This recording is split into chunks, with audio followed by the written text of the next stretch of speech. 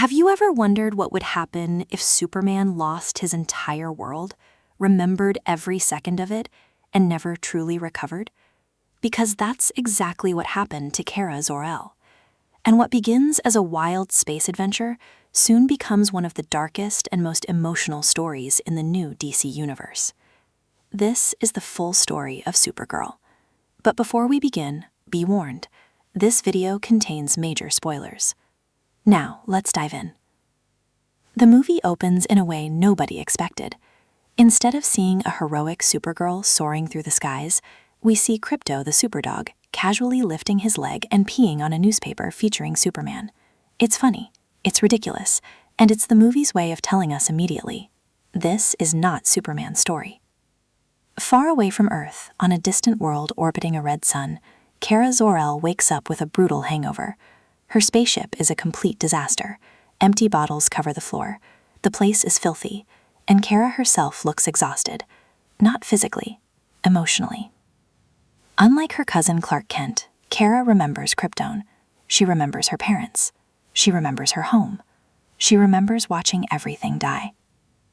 Years ago, Krypton was destroyed, but Kara's story was different from Superman's. Clark escaped as a baby. Kara didn't. She spent years living on Argo City, a surviving fragment of Krypton protected by a massive energy shield. There she grew up surrounded by her people. She had friends, family, a home. And then she watched all of it slowly disappear, one death at a time, one day at a time.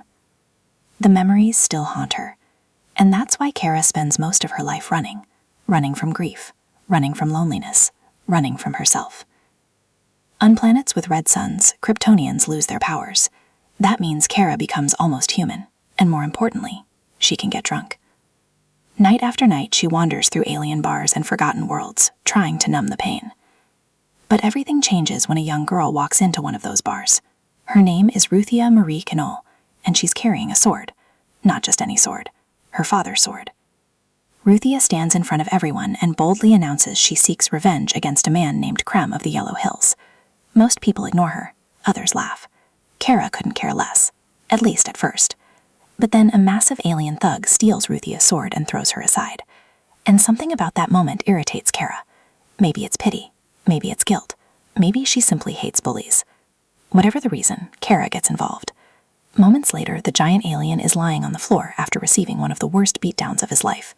Ruthye gets her sword back. Problem solved. Or so Kara thinks, because Ruthye refuses to leave. She has chosen Kara as her champion, and she isn't taking note for an answer. But Kara wants nothing to do with revenge missions. She has her own problems, so she ignores the girl. Unfortunately for her, fate has other plans, because somewhere in the darkness of space, Krem is already coming. As Kara tries to continue her birthday celebrations, disaster strikes. Krem finally arrives, and he isn't alone. Krem is the leader of a brutal gang known as the Brigands, space pirates, murderers, human traffickers, men feared across multiple worlds.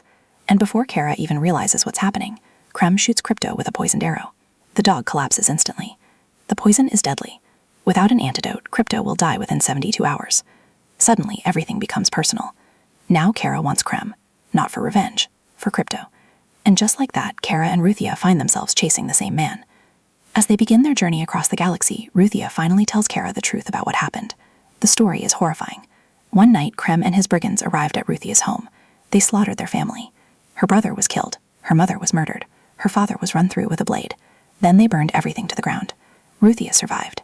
Barely. Since that day, she has lived for one purpose: revenge. At first, Kara dismisses it. She understands pain, but she knows revenge doesn't heal anything. Still, Ruthye refuses to listen, and so the two continue their journey together, traveling from planet to planet, following rumors, tracking clues, searching for Krem before time runs out. But something far darker begins to emerge. The brigands aren't simply thieves, they're kidnappers. Across the galaxy, they abduct young girls and women. The victims are sold as brides to help expand a dying all-male civilization. The revelation horrifies Kara. Suddenly, this isn't just about Krypto, or Ruthye's family. Entire worlds are suffering because of Krem, and for the first time in years, Kara begins acting like a hero again. But what happens next changes everything. While searching for Krem, Kara enters a region of space unlike anything she's faced before. Some planets orbit yellow suns, others orbit green suns, and green suns are Kryptonian nightmares. Instead of empowering Kara, they drain her, weaken her, poison her. For the first time in years, Supergirl isn't invincible. She can bleed, she can lose, and she can die. As Kara grows weaker, Ruthye finds herself becoming stronger, not physically, emotionally. The young girl slowly becomes Kara's anchor, the person keeping her focused, the person reminding her that she still matters.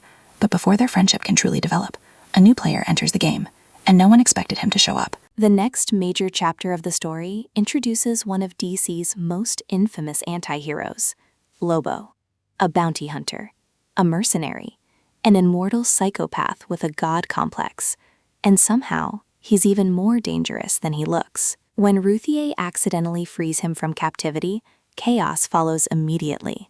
Lobo isn't interested in justice. He isn't interested in heroes.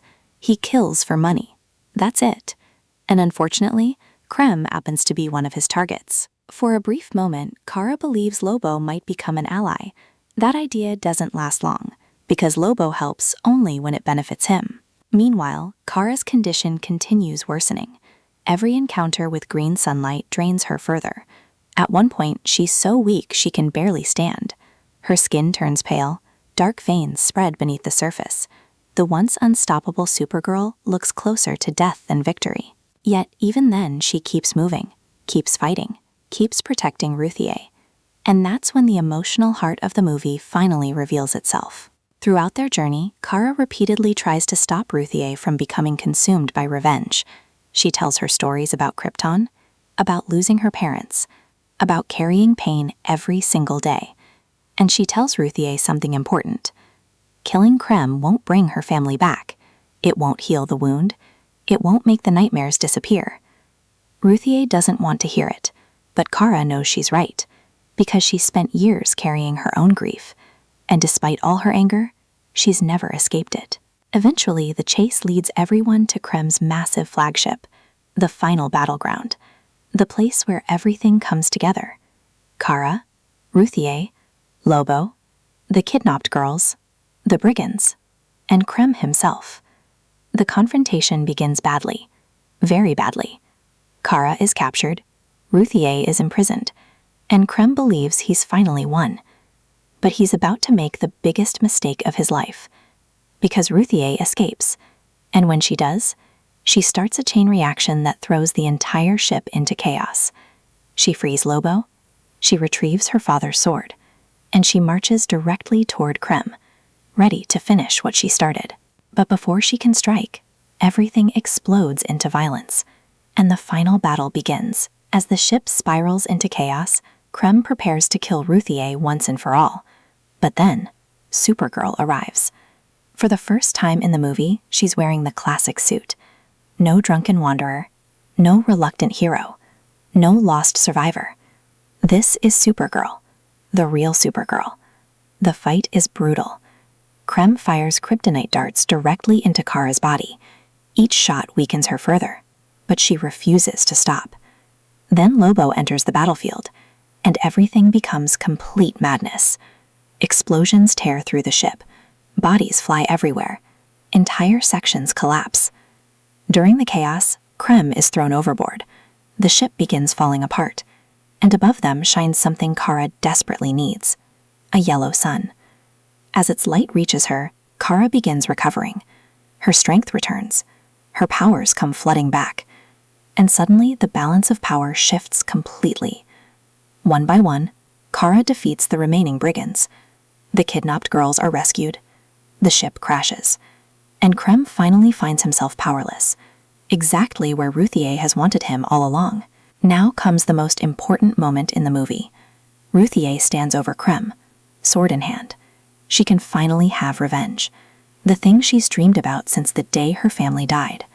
But Kara stops her, not with force, with compassion.